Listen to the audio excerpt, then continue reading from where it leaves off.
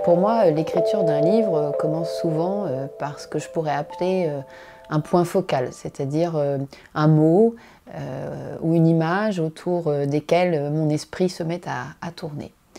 Alors dans le cas des lois de l'Ascension, ce mot c'était le mot révolution.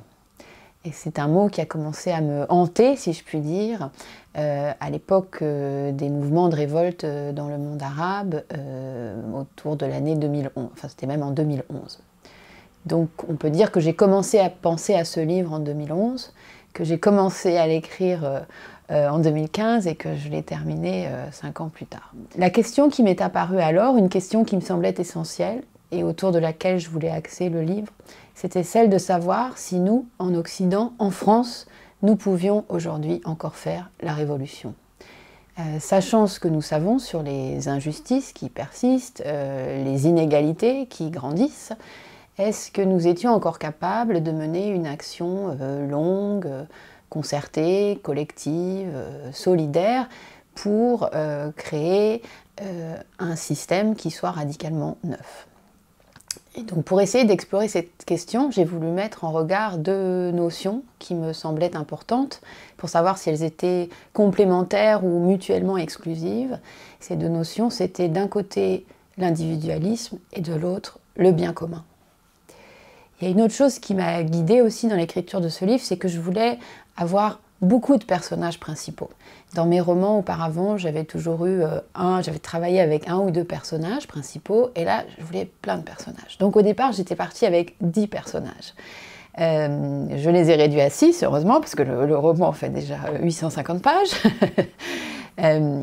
Et donc, afin d'organiser le développement de ces personnages, j'ai conçu ce que j'appelle une structure à contrainte, c'est-à-dire que le livre se déroule sur une année, qui est l'année 2015, qui est à mon sens une année charnière, et cette année est représentée par 4 journées qui sont prises dans chacune des 4 saisons. Et ce sont les personnages qui vont raconter, chacun à leur tour, ces mêmes journées.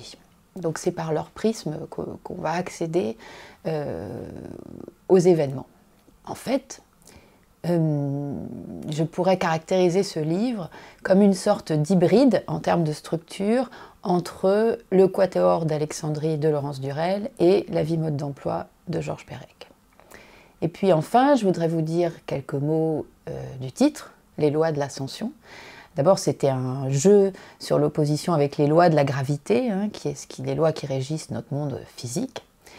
Et puis l'ascension faisait ici référence à notre fascination pour ce qui domine, pour notre désir de nous élever, je crois, un désir qui est peut-être inné ou acquis, mais que je pense présent chez beaucoup d'entre nous.